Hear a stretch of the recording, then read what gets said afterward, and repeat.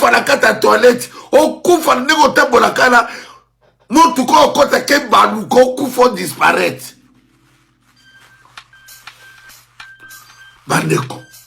Comment tokoteka bolole moko boy ateki mabele tozomona. Info rien. Tribalisme numéro 00. Tribalisme. Na émission, oza tribalisme, oza ndok. Baluba ya IDPS, boza bandok. Tous les balubo voilà Sima Félix, les lois na émission bino boza bandok. Eliezer, kosa les RRT otika la o naza député. Eliezer, okozala parmi bato ba okufa mutaka na libanda. Okoza parmi bato ba okufa yo continuer na kokomisa Chilombo ndenge aleki ebi azo comparer Chilombo aleki président Burkina Faso. Eliezer Chilombo aza courage ko leka président Burkina Faso. Oza malade. Omoni idolâtrie na wana. Continuer Eliezer. Continuer ndeko na ngai rou e balukaka. Et si e baluki 3-4 fois. Na bino na bato bazaki ya Mobutu na nini bosaka na peuple mais mbalo yo tango ezo baluka makambo wana ba chance wana botika Nzambe azaka esili oya kokweya na maboko na biso. Je pense qu'on regretter pour la nini babota na Congo. On regretter pour la nini okota na politique. Peuple wana bo sacrifier bo bomier. Peuple wana bo silicier na ba forme et tout. Peuple wana bo botolier pouvoir bo pesi ba étranger. Yo les est tout le monde a eu par au Québec de dénoncer comportement et ba député na ba libanais na ba douane. Tout le monde a raté. Tout le monde a pédé na douane qu'on a dénoncer comportement et ba généraux ba Félix. Ba OK de kopibisa kabilo ko na douane samba futa. Libanais mo ko somba ba conteneur ba soso epola eye ali bazui mutafine de famille Félix ake ko lobake ezali ba conteneur présidentiel. Tout le monde a ko place au dénoncer ba toana te. Na pe na dossier musuba ote ko pesa ngai awa. La image yango pe na monité. Waya mo. Kengo ado. Azana 15 km. 15 km. Non bien 15 km. Ya mabele. Bato batonga kuna 15 Congo ko kengo ko mubuka 15 ake même ko buka ndako ya général mo coupé azai kuna bali boso na moni général ba buka ndako mais ça c'est oui kengo asa déjà moribond awa 15 km na bi hectare te kilomètre ta ya kengo bato batonga kuna bakubo bukila bango banda. Donc na mabele wana bokabola mabele au côté de Augustin Kabuya, au côté de Maman Marthe, au côté de Kengo. Bande est-ce que na mokilo to yeko tika bato wana. To yeko tika comment mutu moko kanambe de kolobate kanambe za na moitié ya Congo za yaye. Félix Kolobate, une moitié, une partie à Kolozé, il y a Tenke Furunguru, mais il y a yé.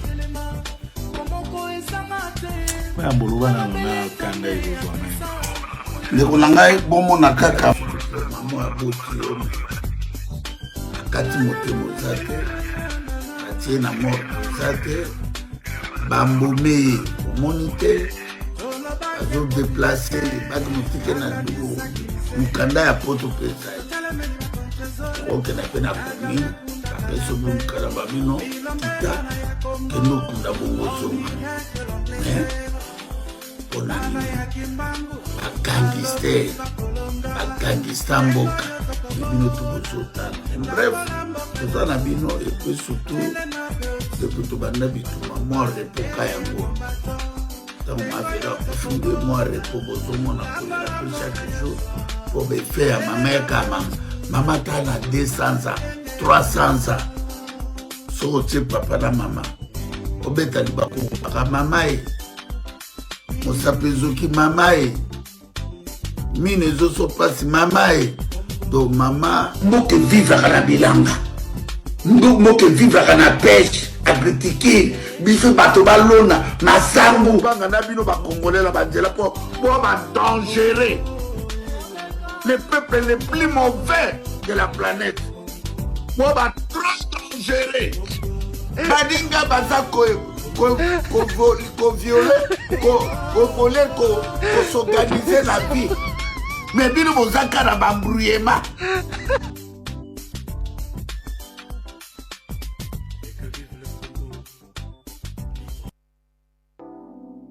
Soko sambeli yo moko nzambe no na kata ndako fukameli. Donc ekoma ozo sambeli fo bisa mokili mombake na zo sambela. Okangi jeune, il faut bisa mokili mombake ngai na kangi jeune. Donc secret donc ma Congolais basa na ba secrété non soka na réseau social na okoma na kobuka bino tu ba professeur université na kotumba ba diplôme na bino tu en plein air. Shell struck a camp in the Eastern Democratic Republic of Congo. Armed conflict and forced people from their homes, but despite fleeing the fighting, the violence was here. Many people were hit while we were sleeping. He started bombing as the bombs were contrôle rien, il maîtrise rien. Shells were launched from an area where the army is fighting the M23 Both sides deny responsibility and blame each other for the civilian deaths. Some people at the camp say artillery station nearby turned it into a target. Il faut parce que tout le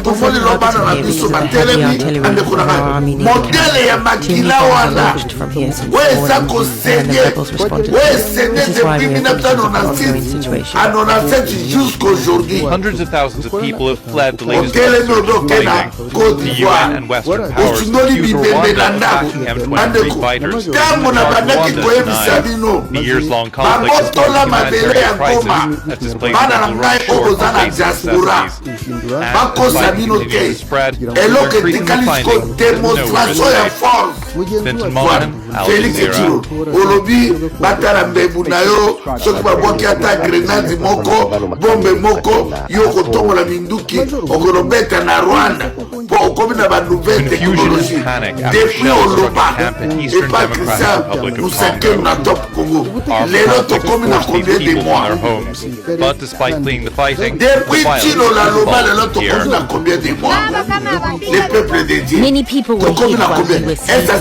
He started bombing as the bombs were fired. Mama Marthe aiko pakola na mukolo tala. Mama Marthe ateli métis.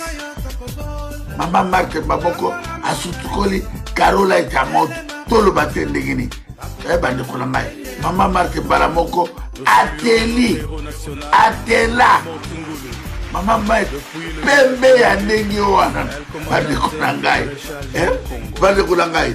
Tuko suka wa mgonza bachaye na kati na ba mama tango mona biso ko defanda ba mama ekomela o makambo ekomio ekomloke mama biso ba lobino yo ko mone bembedete o ko kunde pona nini ba gangster ba gangista mboka biso petro bilba mo les vrais gangsters c'est les seigneurs Dieu tout ça.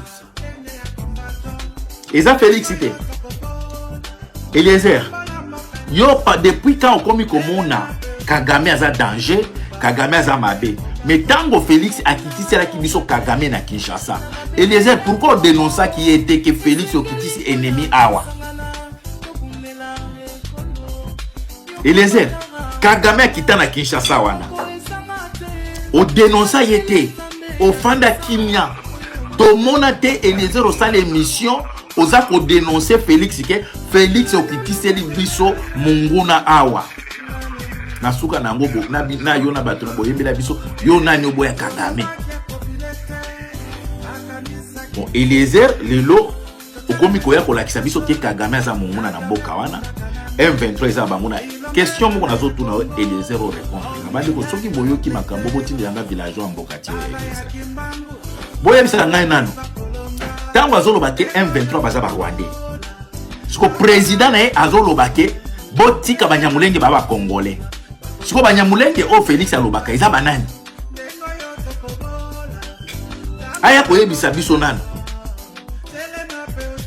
Ozolobela makambo article 64 Eliezer. Olobi ke bato oyo bauti ko perdre ba élection bango nde baboya même kokende ba élection wana ozolo be PPRD ba allié na bino bato na bino ke baboya kokende ba élection lelo bazolinga ko appliquer article 64 et na sima article 64 nde balingi ba utiliser M23 comme bitumba. Oh Eliezer na ganisi yo yeba politique te Eliezer banani ba liboso bato ya liboso ba revendiquer vérité des urnes baloba ke bazo revendiquer victoire ya Tshisekedi na Minduki pour la vérité des urnes ezaki M23 te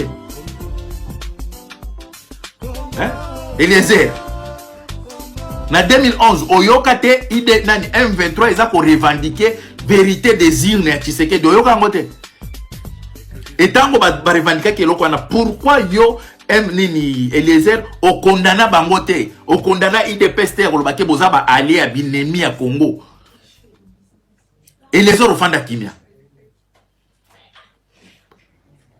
pour M23 et revendiquer vérité des urnes ya Tshisekedi nini o batumbaye awa et revendiquer mais toyoka te place boteta batona ke ba étranger et baza ba rwandais lelo mutuna yo Félix ake kozwela biso M23 oyo ezaki déjà ba bengana bango na décision oyo utaki na ONU et kendaki déjà Uganda.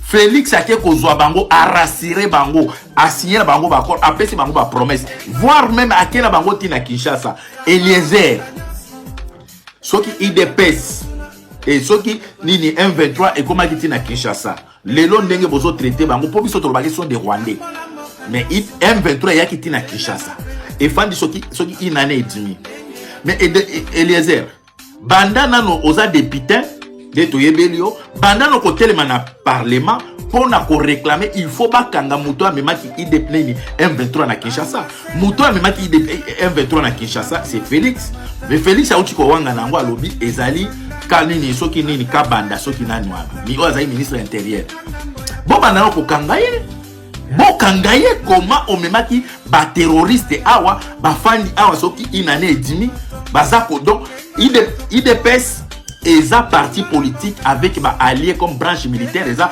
M23 mutuyo so ayebike IDPS ezali allié na bango ezali M23 IDPS comme parti politique avec allié o ezali commande konini eza M23 lelo tozolo be maréchal Mobutu Akweya avec nini soutien ya nini ya soutien ya IDPS et telema et ni Tshisekedi ye moko alobake mutu moko te yango oyo bolanda bomona pardon eza photo o eza Kagame na Tshisekedi malheur ya Congo ezali IDPS yango oyo Kagame na Tshisekedi mutu oyo ayebisa peuple congolais ayebisa ba militaire bobunda te ba oyo baza koya baza bandeko na biso ezalaki Tshisekedi papa batumbaki awa na vivre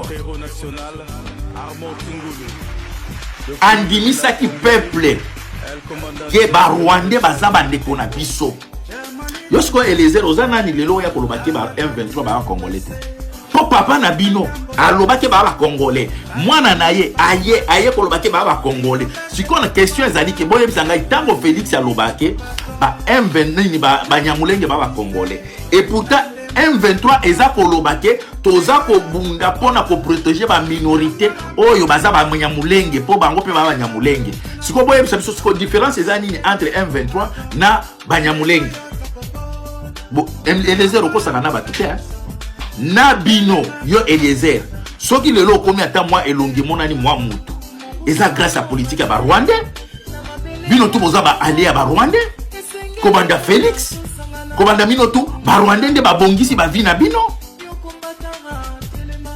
ba Rwandais nde ba bongisi différence ezani entre nanga na Félix oh nanga azaka allié ya Kagame Félix allié ya Kagame pourquoi bolingi bosaka na peuple boy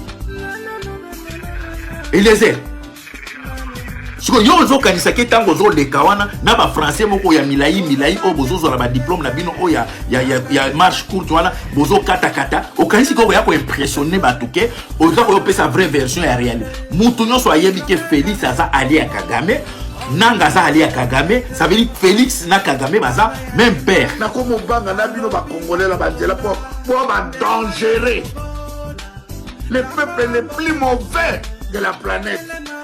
Pour ba trop dangereux.